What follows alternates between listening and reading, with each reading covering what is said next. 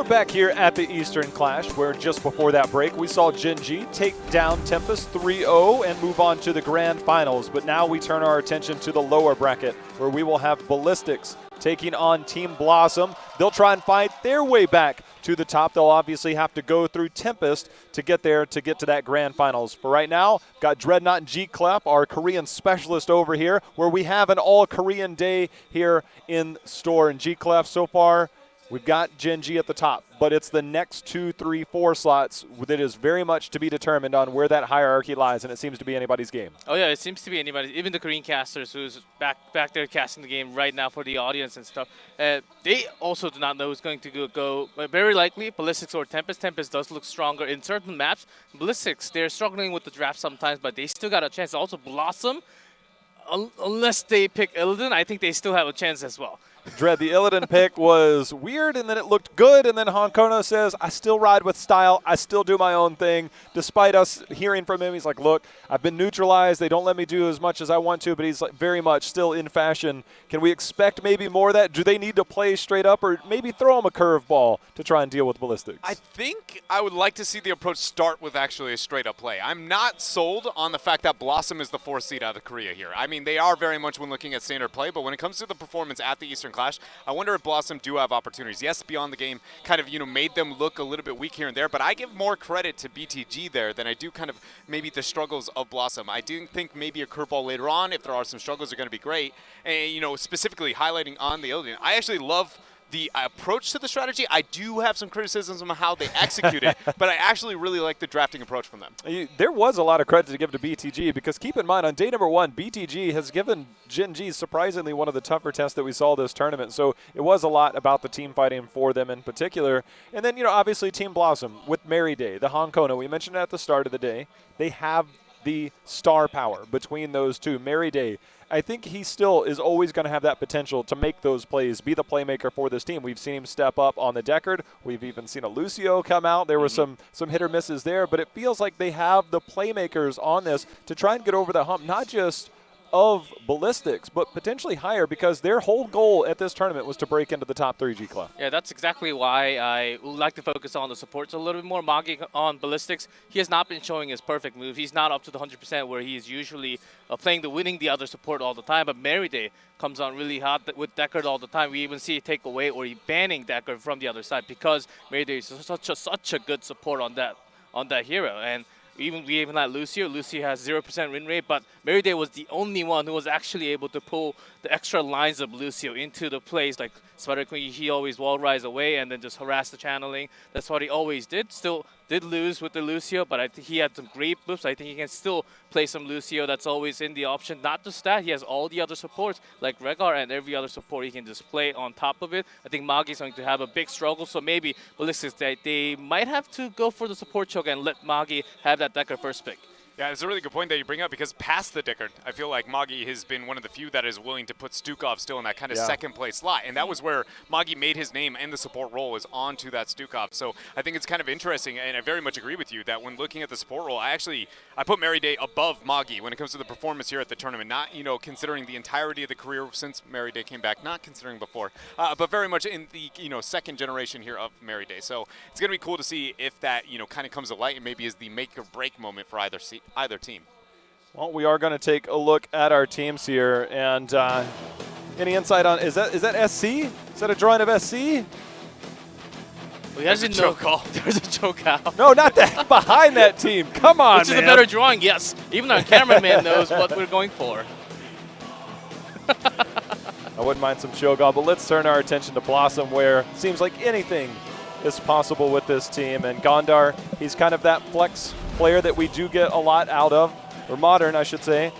We do get a lot out of Modern here, and it seems like that role that he fills is very important for this team. He's been flexing with so many different heroes, up to 30 different heroes in phase number 1, and he had the highest hero pool back in phase 1 in Korea, but he has not been at the highest level with all those heroes, and his Leeming, not bad, but it has been not the best like we said, and here we have Mary Day. Yeah, here we have Mary Day as a crowd favorite for a lot of people in the Western scene and very much in the Eastern scene. But we've talked about the star power of the roster of BlossoM and how anything is possible, and I think that is the one thing that I'm relying on and looking for if they're going to hold their own against Ballistix. So Ballistix does look in probably the weakest form they debatably ever have in an international event. I do think that star power is going to be important, and I think there's a star we often forget, and it's not this one. He has a lot of flavor there, along like Mary Day, and it's Modern.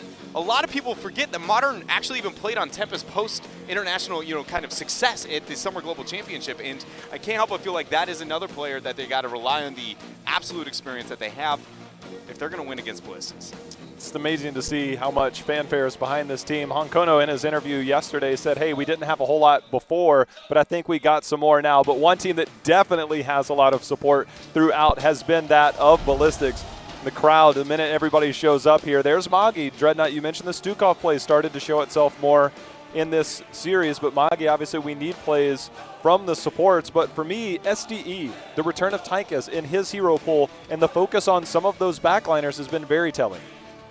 I agree, and I can't help but wonder, especially with that, kind of choke that we've seen be pushed onto SDE and more of that traditional playstyle. I just wonder if it's going to be a concern that actually becomes a problem within this series here, or if it in fact is just kind of the strength, because it is unlike, every other team at the tournament, much like again, Magi support priority onto that Stukov. I think that's also the reason why their DPS backline with a CSC and SDE has been just falling behind, and then they're kind of choked out from the main DPS as top tier ones, and then they just have to go with Greymane, which is not too common because they're forced out of that comfort zone. They just have to go with Greymane, and CSC's Greymane was okay, SDE okay, but it is not their best heroes right now in the meta. Dreadnought, Hooligan took a deep breath. He's got that shaky leg syndrome going on now. SC seems very focused. This team, look, I'm not the best body language reader, but I mean, it looks like maybe there's some nerves going on here. I mean, I'm no, official expert, but I can tell you that Hooligan looks like he is ready to get into the loading screen. Like, let's go, boys. And that is what we need to see from Hooligan if Ballistix are going to claim a 3-time Eastern Clash championship. It is absolutely necessary that he ends up getting that kind of overwhelming sense that it gets here in the LAN atmosphere, takes the rest of the team and just goes, whether it be on Diablo, the Garrosh, a Murden, something, he needs to be the initiator and kind of the executor, really, when it comes down to it, because when he's at the top of his game, he's getting kills along with setting up the rest of the squad. Yeah, I think he needs to step it up. For the last best of fives, he did not really have the best showing for sure, but it comes to this kind of matches that if you lose, you drop out. Hooligan suddenly just smashed it up with all the energy he has, with all the passion about the game, and he just steps up, just destroys the team fight, just flanking around the side. Kind of like what Sign used to do for Tempest, and he just comes around from side, and they just dismantle the entire opponent team. I think that's what we need to see from Hooligan. He does have his ups and downs. I think he needs all the ups that he could possibly have to win the match today. Well, if we can draw any parallels to the Western Clash, Team BlossoM, similar to maybe that of Leftovers, in that it's a very carefree attitude for them. Is they know where they are, but they know that the pressure's not on them. And Ballistix, obviously, they have the pressure of the 2-time champions, the back-to-back champions. They've won this event multiple times, and of course you can cast your vote in chat. BLS for BlossoM, BLX for Ballistix. But for BlossoM, they're playing just for fun, to have fun, to try and win. Ballistix, I feel like, is playing not to lose. Yeah. And sometimes when that's the difference between playing to win and playing not to lose. And for me, Ballistix, it feels like they're playing not to lose right now. Yeah, but playing not to lose essentially puts you in a reactive state. And when you're in a reactive state, it's not always that hard to be able to play the game. You still can very much win it, but more often than not, you're going to struggle when it comes to early game decision making. You're dependent on very, very successful late game decision making and team fighting.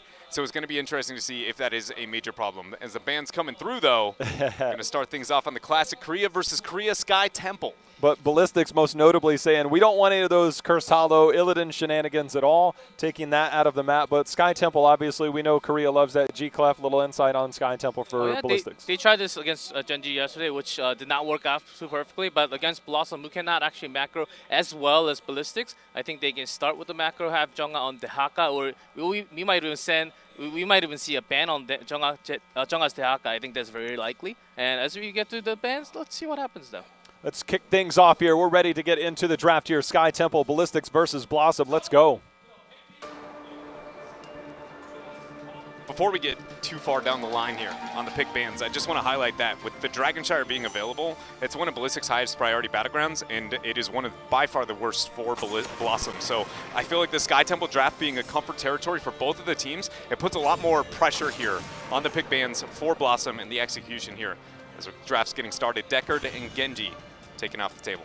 Deckard just has such high priority as this tournament has gone on more and more. We knew the strength would rise.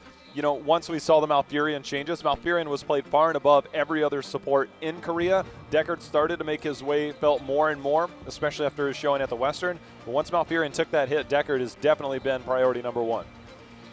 Deckard has such a high win rate of around 80% in Eastern Clash, and what's actually surprising for me is that Blaze is right below that, around 70% win rate, but never getting really banned out for the second ban phase. I think Blaze pick up before for BlossoM if they actually bring a mage along with them, because Modern leaving without that Blaze, he was actually sacrificing himself to do more damage, but never really getting the reset. Once you die, you lack the firepower from the entire team, and they just keep on falling apart. I think picking up the Blaze with the mage for BlossoM, if they're going towards that path, is very important.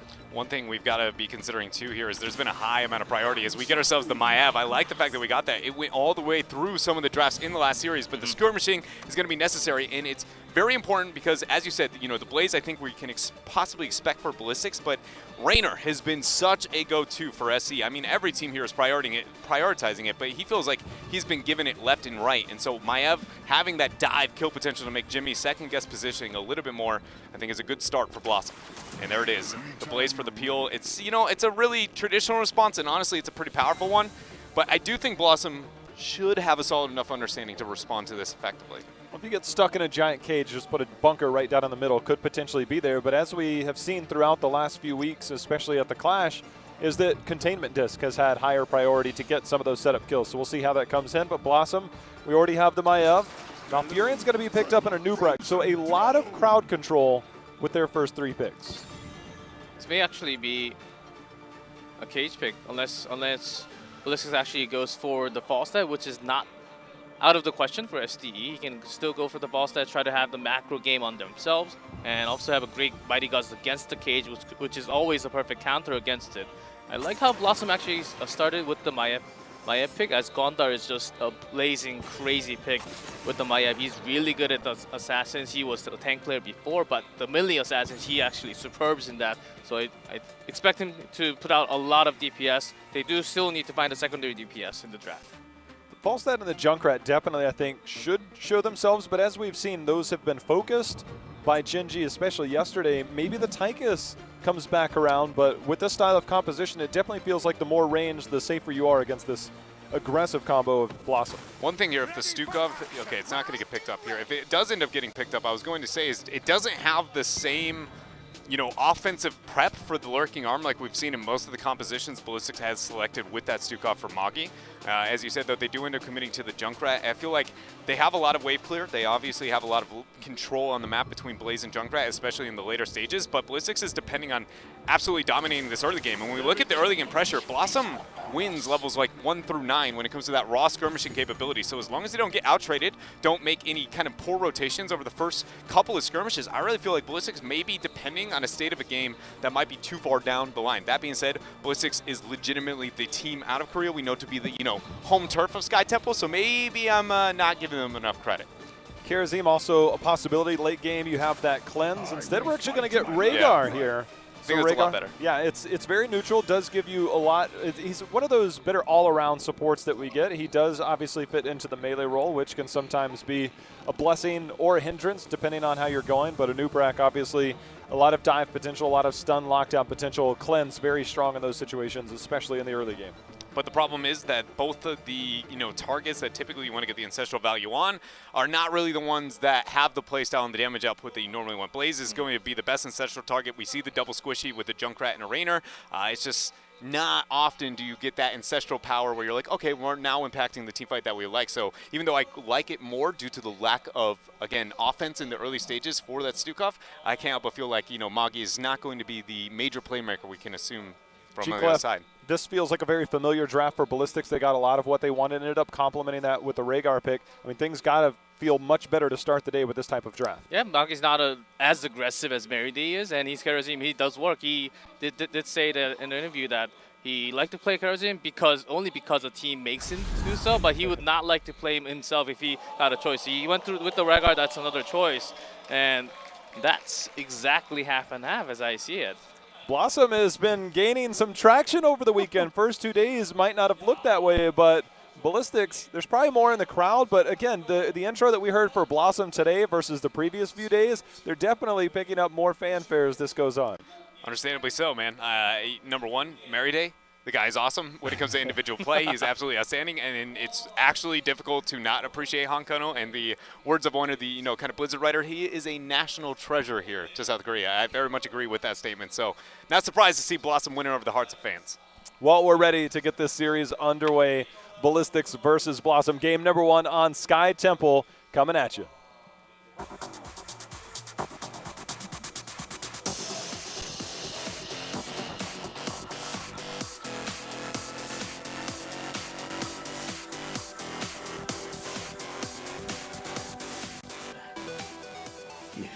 Starting things off is going to be BlossoM here, ladies and gentlemen, in the blue. Looking to try and find a way to change the tale of competitive Heroes history out of the Eastern scene and remove the three-peat opportunity. Starting with Modern on that Hanzo, Wiz on Dahaka, Mary Day playing Malfurion, and Gondar on the Maiev, and Hankono on a new Barat. On the other side is going to be that of Ballistix with SC on that Rainer, Hooligan on Murd, and Zhangha on Blaze, SDE on the Junkrat. And Magi, we'll see what he can accomplish. He's going to be on that Rhaegar trying to keep this team alive. Level 1 rotations, not going to see the 5-man commitment over the Vision and Eye. A bit slower here, afraid of that, kind of 3-man push and siege on the bottom half of the battleground, but nobody gaining the upper hand in transition. Dread, we are in Korean territory with the Korean teams because I look around, there's not an empty seat here, and there's an entire wall of people standing at the back of this. They are watching this intently. Yeah. That was a little weird, not gonna lie. Hold up though. Ballistix here looked to, almost for a moment, catching out Gondar in the transition. Nobody being too proactive when it comes to the laning circumstances. And I feel like that is a benefit for Ballistix. I talked about the struggles of 1 through 9 for them. For every second you find BlossoM not initiating or setting up major team fights or ganking opportunities, Ballistix is finding themselves in even footing at the stage of the game that they would like. So I would like to see BlossoM maybe not so much invade, that might be a little bit too aggressive, but finding something a bit more proactive here. Yeah, when Ballistix is able to set up a strategy and do it comfortably so, that's when they do best. And they'll try and find ways to do that. They pick up the siege camp at the bottom. BlossoM's going to respond with the Knights in the top. It's a matter of, are they willing to push with that? Are they willing to commit to that? Because we already see Ballistix, they're looking to potentially invade on their own. But now once Hanzo and team show mid, they know that the top lane push is going to be all for naught on the side of BlossoM. And BlossoM, they're going to come down to defend against these Giants. Yeah, this shows to me that BlossoM wants a delayed Giant camp with a little bit of lane pressure, but this rotation is a little bit too slow on the chip damage to that bottom front wall. Ballistix has to be very, very thankful as they're most likely going to back out now and deal with their night camp over the next couple of seconds. It is a traditional approach to a map like Sky Temple, but Ballistix is still the one getting the upper hand. And with, again, the kill potential opportunities in the earlier stages for BlossoM, that is not something that we should be able to say. Even this Giant camp rotation, I would argue, is a bit too slow. There's no reason that the Knights of Ballistix should have been taken or started at this point in time without the BlossoM already having the Giants and 3-man chipping on the bottom lane. Ballistix, again, gaining every inch in the early stages on Sky. I mean, you look at the composition of BlossoM, it doesn't necessarily scream like we're walking up the structures and we're just taking these down quickly. Hanzo, not so much. Maiev, not so much. I mean, a Nubrak obviously can spawn the Beetles to buy you time, but there's really not much there. Ballistix, they are gaining a major advantage in the top lane here because they will start to get some of this damage down. They control vision over the eye, therefore they control the rotation, and that is a very safe rotation for BlossoM, so an early advantage here for Ballistix. And nobody committed to the defense over the Siege Giants on the bottom for BlossoM, so Junkrat's going to get a free clear, and it comes at no cost. There's no shots being consumed on the top half of the battleground. Then you're going to watch the transition through. Hold up, though. Burrow charge along with the Impel will Wills be able to hit the drag. Nice use there of the minions along with that penetrating round. And Ballistix is breathing just fine here. His Shrines are now going to spawn. And that top lane is where the real action could come in, depending on how much damage ended up coming in from that camp. then that top fort could fall. And getting that top fort is a major chunk of experience since the changes to the distribution of that XP. And right now, top is being uncontested. We'll see if Ballistix does manage to get that fort down, because right now, BlossoM content with holding the mid. And Magi's transition on the top half hold up, though, drag along with the root, impale up, and see that damage coming through. BlossoM get the skirmish and kill that they need in the earlier stages. I was just going to highlight that it shows Ballistix with Magi's movement. He is trying to show that they want this late game rotation to middle once they finish up on top, and just not letting that happen. Seeing Magi out of position and executing perfectly. BlossoM, it's a small victory, and they need to keep this up if they're going to hold their own. Yeah, the fact that, you know, we saw him willingly going in there, obviously trying to get a cheeky stack or two on that level 1 for Murd, but Blaze will be able to confirm that top fort, I believe, momentarily, and that does go down. So that's why you see a slight XP advantage, but for BlossoM getting that kill and getting that control, and they also had the global of Dahaka that used those rotations bottom, is at least keeping things respectable for now. You see the kind of stalling out here towards this bottom half. Ballistix, you know, the trade-off back and forth, but the fact that Ballistix is not receiving that pressure, I'm going to again highlight that that is a concern for every minute that happens before the heroics come online. Ballistix looking to back out, pick up Giants, get a little bit more pressure, expect another anchoring and kind of chipping away. This is what we see Ballistix do very often with Mercenaries, especially in the bottom half of the battleground, because they know that every ounce of damage they get onto structures, it just furthers the probability of those shots getting a fort for themselves. Hold up, though. Just finding his way on the wrong side of the battleground there. There's going to be no blink there from Gondar, but the threat very much real. Hooligan questioning if he wants to flank around.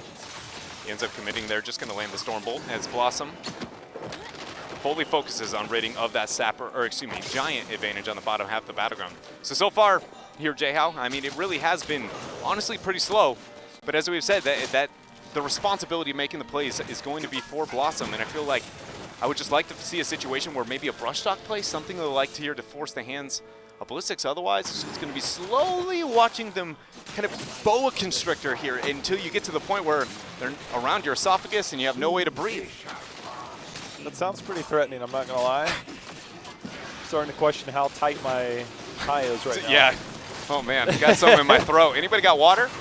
Either way, BlossoM, Hankono, we've seen the initiation, the setup on Anubarak. When you are all in on an Anubarak, you are completely all in with the rest of your team. Dahaka will have to deal with the top. That early night camp that they did obtain on the side of BlossoM and having the global, they will be able to get 10. And they do that now, and it's a matter of when Dahaka chooses to come in. Does he wait for the next minion wave, which would empower that next night camp, or does he feel necessary to go ahead and rip that early? And it looks like they're going to play the patient approach for now. Considering that they have Containment Disc and Cocoon, it is in their best interest to force as fast as possible, always for BlossoM. They thrive in situations to be able to get the isolation, brush stock, and all in. We do have Lust coming out here, the Bloodlust composition. So I didn't want to hypothesize it before, but I thought in the draft that it might be something we see come out, since we do see Magi pulling away from the Stukov and into the Rhaegar. Raynor obviously is absolutely amazing. Junkrat doesn't do too bad with the Bloodlust himself. And more importantly, once these Containment Disc things happen, if BlossoM ever truly commits to the fight, Bloodlust wins it almost every single time. Here comes Dahaka. They're turning this fight. They are now trapped in here, as we're going to see Hooligan try and survive, but he gets dove upon. Avatar is out. Tranquility's there, but there is Wiz that's managing. Oh, he just gets in the bunker. Does he get out alive? No, he doesn't. Gondar getting the resets on those fan of knives, and he is just raining down damage. And now with that kill, BlossoM in control. Really great job there with the Cocoon by Hankono. He ended up hitting it there onto the Rhaegar the entire time that we saw the damage coming out onto the Murd. And yes, Hooligan was able to get into the bunker, but the biggest problem is that he wanted to lust the backline while all that damage was coming in. Stuck into the Cocoon, doesn't have the opportunity for the Bloodlust. And it's kind of funny, though we do see not very much Bloodlust, the Cocoon reactions to Rhaegar are almost identical to Ancestral Healing. It is find the kill target, make sure Rhaegar does not get in a position to be able to aid. And we've got to find a situation where are we going to see Maki get the adjustment to stop that from continuously happening, because Cocoon's not the only tool they have, J-How. Containment Disc is always an option. Well, right now, 2 kills to 0. The first one didn't net a lot, but the second one seems to have established a fair amount of control. As we see Hooligan trying to make the plays, does miss out on that Stormbolt. Gondar continuing to hit these tethers. BlossoM starting to establish a lead. That boss ended up being let go, as we saw Ballistix trying to defend their mid fort with the structures, trying to hold on. doing their best here to be able to hold on.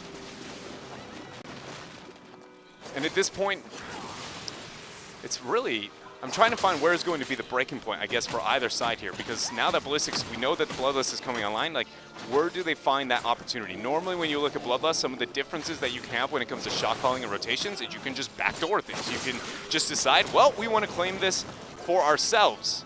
And I don't know if they're going to, again, have that kind of transition or rotation on the side of Ballistix at any point throughout this game, or at least not until we get the front or outer front walls and forts taken down. This is a situation where teams with the global is Hooligan. Hooligan has got to start hitting some of these storm bolts. But when you have the global and the boss is not a point of contention and it's top bottom, you have complete control over how you want to approach this. You require attention in both directions. And all Dahaka has to do is just kind of hold on. Whenever the rest of Ballistix shows up, BlossoM simply rotates out. They trade out on temples. They already have established a lead, so now all of a sudden they can just play the slow, play the safe game. The lead is not anything tremendous, but it still maintains the lead that BlossoM has obtained. I would argue, though, that outside of experience, if we're solely focusing on structures, the situation is close enough that Ballistix can depend possibly on a later boss fight to get the, dead even or the kind of breaking point into their favor outside of a BlossoM misrotation with that global advantage. It's going to be a little bit difficult and a little bit farther down the road here, but it does look like unless Ballistix is willing to make a major play or something else happen here, that it's going to be the one that they need to depend on. Hooligan, that Stormbolt would have connected that time, but Volt. That time was skill on the other side, so it does make it more difficult, but definitely more accurate there. Junkrat does get the last of the channel, took some damage, but post 13 just going to concussion mine himself to safety. So the trade on the temple, and we'll wait before the next engagement, but BlossoM sitting on a full level lead as they get close to 16. Hooligan doing a really good job of anchoring always to make sure there's no flank opportunity. Konkona was just denied again. Hold on, 3-man Dragon Zero along with the 2-man Tether pulling it back. Gondar has the damage and Rhaegar is already going to go down. The isolation lands on the Blaze 2 for nothing here so far. In favor of BlossoM, they just opened up so quick, J-How. Well, the Cocoon is going to give somebody a concussion because it feels like I'm talking with one right now. But BlossoM just opening this game wide. And right there was just Ballistix. They're like, look, we're down the talent tier. We're down. We know that we're on even talent tiers for now. It was 15 to 14. They needed some chunk of experience. They thought, hey, we're just going to take the fort. We're going to move forward. But that Dragon's Arrow just ripped one heck of a team fight, and Gondar happily followed that up. Just no way to be able to get the response of the damage out once, especially Rhaegar getting, a large portion of the CC kind of hit on top of him. It's a tough time here for Ballistix. But BlossoM, 4th seed here out of Korea, one that many a times people looked at and were like, can they do it? Do they have the chance to actually perform here at the international level? And right now, they're very much making a name there for themselves. And as you said, this Eastern Clash is earning Korea another place at BlizzCon, another slot. But looking at these results right now, we may see kind of the change of tide in Korean history and the fact that BlossoM's posing to kind of be that 3rd seed representative out of the Korean region. This movement for them, they are exerting their dominance. 16 talents here. They got the Night Camp on their side. They're going to steal the Night Camp of Ballistix, taking away any control on Ballistix. They're just trying to soak up 16, but you look at the minimap, there's no soak except for in the mid and bot lanes that is entirely pushed out. So this buys some time for BlossoM to move to the bottom. Probably could have already had somebody on this channel. It does give Ballistix a potential small window to try and re-engage here to deal with this, because Ballistix, as this has gone down, that boss did a minor amount of damage to the gate, which means that the towers will fall. But if the keep starts to fall, we're looking at 20 tiers starting to come in, even more rapid, opening up a win condition for the next boss, which, by the way, is now spawned. So a lot of things in BlossoM's favor. I feel like Ballistix need to be able to bait out one of those major defensive cooldowns before they end up popping the Bloodlust here, unless they find an isolation. Gondar is the one who is a little bit isolated there with a nice scatter arrow there. Anub is just lurking, waiting for a moment, but Dahaka is just going to remain patient, pushing in. The one thing that Ballistix did do is at least keep that bottom keep alive. It's not by much. BlossoM so fearful of that initiation on the bottom half shows that they just want to out-macro for the rest of this game, J-How. We are not going to find skirmishes outside of Ballistix maybe biting off more than they can chew. Boss would be a good way to bait and demand an answer out of BlossoM, but when it comes to the boss control itself, I can't help but say, you know, Bloodlust is one that is probably one of the best boss controls just because you're raw team fights. Here we go. They're going to rip the boss. We'll see when Wiz wants to move in there with that brush stock, still showing himself towards top. Yeah, SDE needs to have some type of protection. There's going to be a stun onto Anubrak. Can they get the follow-up? There's going to be a follow-up on Bloodlust. That's going to be an instant deletion of Anubrak. So the Bloodlust is out. They can still, the boss never leaves. So now they can expedite the process of getting this boss down. And just like that, BlossoM finding themselves after their first death, they're on the back foot now. Ballistix got to keep up the pressure here, and that is why you see them, though, advancing with that boss, trying to make something happen. We do see the keep front wall is already down. Ballistix will look to dive and get that opportunity pass. Expect Gondar to look for a major containment disc kind of isolation or something like to stop the bleeding during the siege, but if Ballistix can get a couple picks, which you know they want, for that 20 seconds that Nubarak is not on the battleground, it might be a situation where Ballistix gain control of this game for the very first time. If things get crazy, they might follow up. Nice Nature's Cure there, keeping Gondar alive. He's going to try and pull in another one. There we see the cleanse onto Hooligan.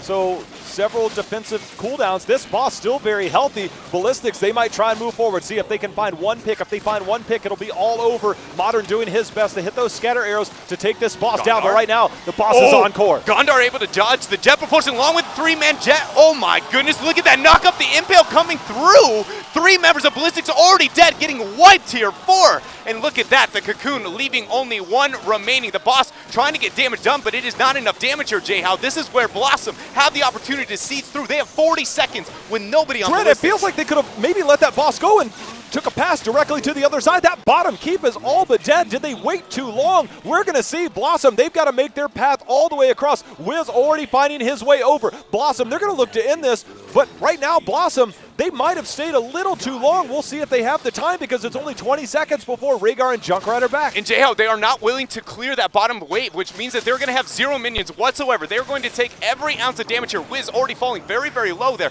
as the heal's coming through. 10 seconds till anyone remains. Do they have the opportunities here? Containment disc is up. We see Cocoon up in another 10 here.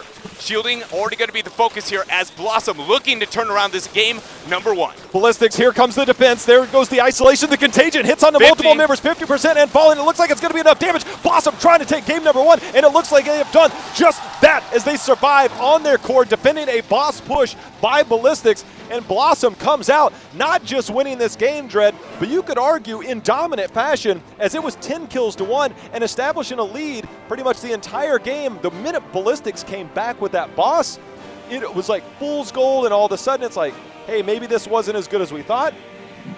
I will say, I do feel as though BlossoM maybe let up a little too much on the gas pedal in the later stages of that middle game, but they did, other than that, everything exactly how we expected. I talked about some of my concerns of the levels 1 through 9 play. They found themselves being very proactive, setting themselves up for a couple of kills, and at that point, they just did what you can always do on Sky Temple if you're winning an experience and winning, again, with those structures. G-Clef, outside of, I feel like that mini kind of, again, pause over that. It was a very great game, but I gotta ask, were you expecting the Bloodlust? Not really, but I think it was given that he was going to be most likely in the cocoon or the containment disc all the time. Might as well press that before you go in there. I think because you can't ancestral the perfect target anyhow, might as well just power up your teammates when you're in there so you can actually kind of have 4v5 or 3v5 team fight for themselves, but that didn't really happen, and Gondar's Maiev is popping off. He's not really good at setting off that team fight for the team, but when he can actually counter the ones coming in, when everything's set up for him, just dives in, slash and dice everything. He was the guy for the game 1.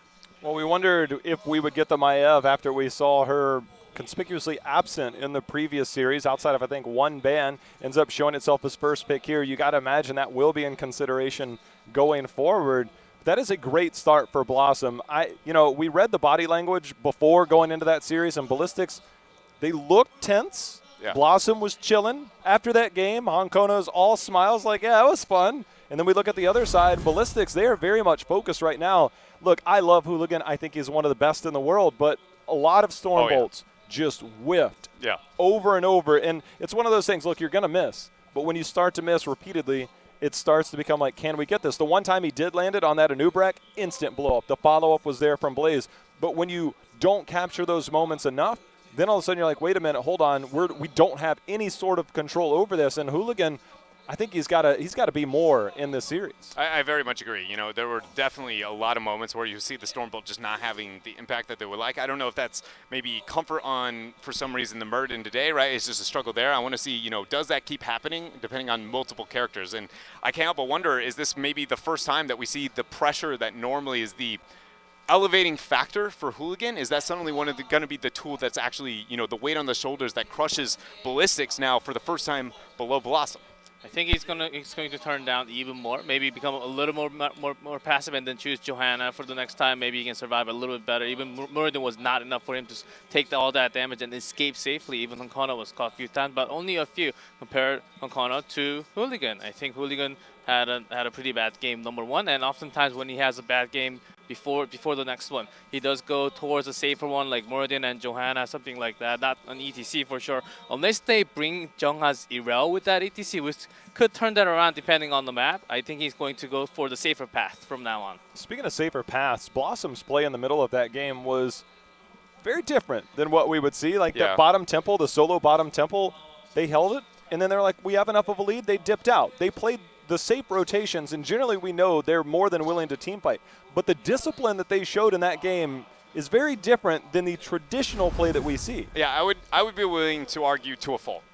So much so in that last game. You very much saw we understand the win conditions, things are going to a plan, and wow, we have a significant lead, but then it hit the breaking point of this is the last opportunity, my opponent's on dead even footing, and we're going to give them anything and everything in that time frame, relying on that window a couple minutes down the road. And that, I can't help but feel like, yes, maybe works here against Ballistix, who was willing to do that from minute 1 to the end of the game. Gen.G's not going to give you that. That is a moment where I think they were being a little bit too patient, and even though I appreciate the restraint, it's just, again, a little bit too far down the spectrum there. Well, we did see the Battleground pickup will be Tomb of the Spider Queen, so a small Battleground as opposed to Sky Temple, bringing very different meta, very different dynamics. You mentioned the Johanna. She's been absent from all of our drafts, but this is probably Johanna's best Battleground by far. Yeah, if you're talking wave clear, Johanna's certainly on the rise. I think she will come up a lot. Even with the Garrosh, I think we may just have the Garrosh ban once again towards the tank, and we can just continue with that support. Even maybe a cooldown from SD if they're choking really hard. I think they need to pull something up a sleeve. They can't be down 2-0, pull something else. That's very risky. I think game 2, if they have something else, they just might as well do it right now. Well, draft is ready. We're going to head in here, get things underway. You mentioned the Gul'dan. One hero that we saw in particular from SD towards the end was that Lunara as well. We'll see if that springs up if necessary.